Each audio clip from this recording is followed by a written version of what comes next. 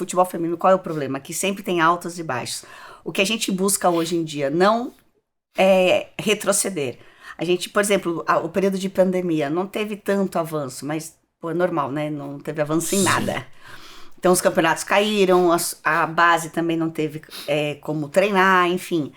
E aí, o que a gente estacionou, a gente não quer que retroceda. Então, isso a gente já tem certeza. A galera do futebol feminino, a gente pode não avançar da forma que a gente pretende, ou de uma forma tão rápida, mas não vai mais retroceder. Essa já é uma realidade. Não vai ter agora, eu não vou falar para vocês, não, em 2021 e 2022 parou o futebol, aí a gente retomou em 2025. Isso já não vai mais existir, porque o futebol feminino é uma realidade. Então isso é o mais legal. Eu acabei pegando fases assim de ser um futebol muito bacana, transmissão, campos maravilhosos, e depois acabar. Nenhum clube querer investir. E hoje existe a obrigação da FIFA. A FIFA obriga a Conmebol, a obrigação, né, ela reparte a Conmebol para que todos os times que participem da Conmebol, ou seja, de campeonatos da Conmebol, que seria a Libertadores da América, tenham obrigatoriamente futebol feminino. Ah, maravilhoso. Como você põe isso né, de um jeito imposto, você já está estimulando, incentivando, a gente do futebol feminino, a gente acaba dizendo que essa imposição, né, a obrigatoriedade, para nós virou uma grande oportunidade. Claro. Porque mesmo que seja obrigação, os clubes acabaram tendo um olhar diferente ao futebol feminino, porque muitos... É uma questão cultural. Imagina que até 1979, que foi o ano que eu nasci, eu nasci já revolucionando, foi o ano que constitucionalmente o futebol feminino voltou a poder ser praticado. O futebol feminino... Nossa, voltou a poder ser Isso, ele foi praticado. proibido por lei. Cara, sério? Porque o futebol não era... por que eles falavam que não podia? Porque não era bom para a anatomia feminina, as chuteiras para os pés femininos, a mulher que tem o quadril mais largo para poder ter filhos, isso poderia prejudicar a mulher.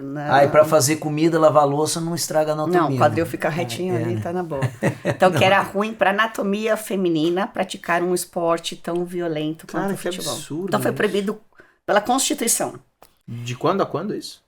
Foi proibido durante 40 anos. Nossa. Desde 1939, então, né? Até Que 79. absurdo, cara. E aí voltou a ser. Por isso que muitas vezes o pessoal fala, o futebol feminino ainda é lento, o futebol feminino ainda não...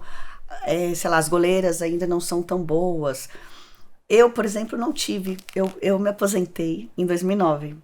E aposentei oficialmente, né? Porque eu jogo futebol todos os dias, praticamente. Mas... não tive nenhum clube que eu passei, eu joguei aqui no Brasil, eu joguei na Itália, eu joguei na Espanha, não existia treinamento específico para goleira.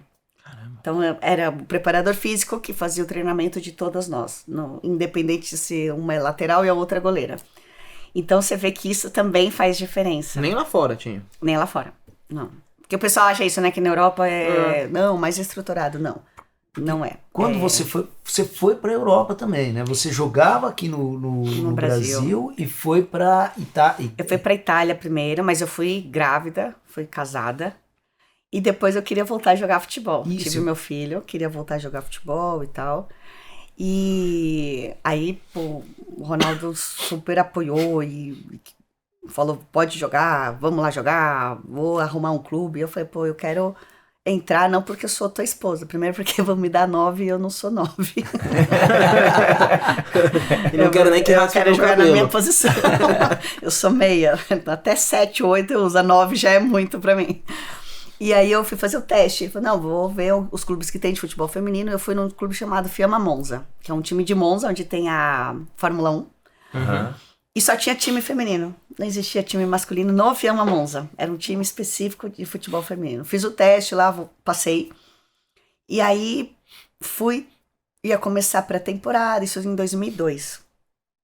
Bom, o Ronaldo voltou a jogar bola, voltou a ser o melhor do mundo, o Brasil foi pentacampeão e tal, e ele foi contratado para o Real Madrid. Ele jogava na Inter de Milão, foi para o Real Madrid. Aí até aí eu falei, tá bom, então eu não jogo na Espanha, na Itália eu jogo na Espanha, né?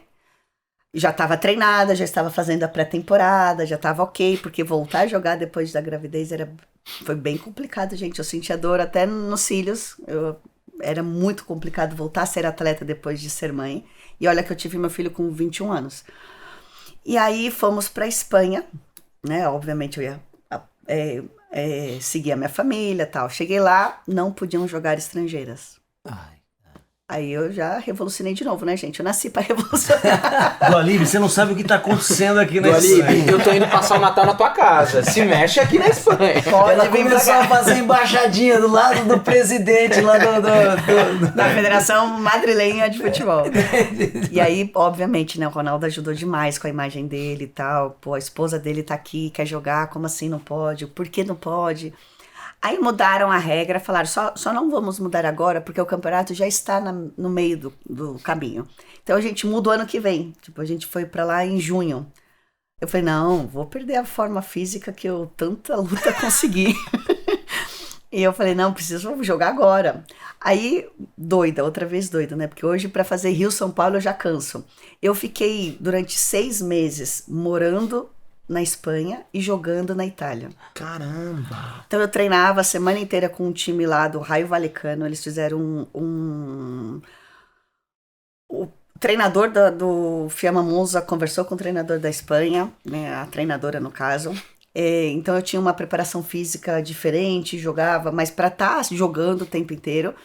E todo fim de semana eu viajava para Itália para disputar o campeonato italiano. Então eu fiquei 6 meses morando num lugar e jogando em outro. Dava umas 2 horas de voo de Milão para Madrid. Eu e a mochilinha... E 2 horas de voo, né? Tem... Espera... Nossa. Não, mas espera aí, deixa eu entender uma coisa. Você ia... Como é que era essa rotina? Passava assim, segunda, terça, quarta e quinta... Na Itália. Na Espanha. Na Espanha. Aí se o jogo fosse sábado, eu ia na sexta. Se o jogo fosse domingo, eu ia... Dependendo do campeonato, porque além disso, tem jogo em casa e jogo fora. Então, às vezes, eu chegava em Milão e tinha que viajar pra Sicília pra jogar... Mas você treinava na Espanha? Você conseguia treinar em casa? Treinar no time do Raio Vallecano. Eu treinava com um clube lá. Ah, não, você treinava no clube na Espanha. Na Espanha. Não, tá. E aí, porque você tinha filho ainda nessa história. Ele ia comigo.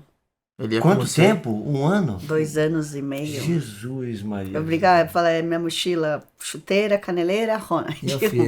E o Mas é igual a gente, a Camila, minha esposa, né, contava história direto, né? Ela é atriz, aí, pô, as crianças iam todas lá. Não. Sempre tem essa relação com o filho, mas no caso dela, eu digo porque tem 2 países, né? Tem uma rotina outra.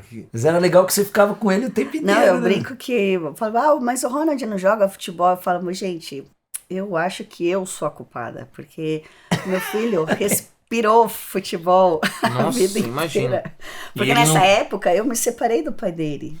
Logo que nós fomos morar na Espanha, a gente chegou em junho, em dezembro nós nos separamos. Então, eu ficava com o Ronald um tempo inteiro, assim, ele convivia comigo o futebol o tempo inteiro.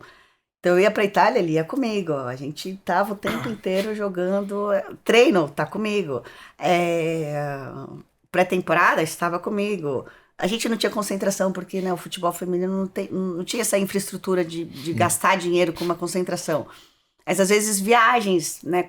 Até quando eu joguei na Espanha, depois eu voltei a morar na Espanha somente jogar, a gente pegava 6 horas de ônibus para jogar no norte, sei lá, em Santander, Oviedo, enfim. E aí o Ronald comigo, ele virou o mascotinho do time. E ele gostava, né? A galera ele o tempo inteiro. Pra ele era uma diversão estar com a galera, jogar bola e tal. Mas hoje ele gosta de futebol, não? Ele gosta, ele joga muito bem. Ele joga? É mesmo? Mas eu entendi pelo jeito que você falou, que ele nem... Ele nunca quis ser jogador de futebol profissional, nunca.